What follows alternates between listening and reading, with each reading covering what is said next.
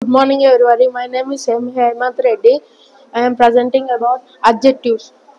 An adjective is a word that describes a noun and pronoun in a sentence.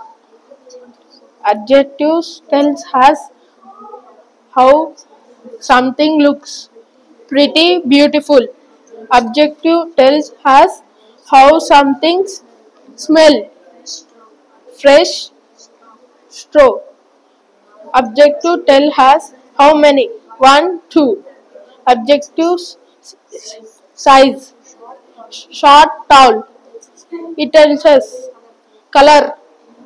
Yellow, red, pink. Example. The tall boy play with a red ball and felt happy. Objectives. Tall, red, happy. Thank you.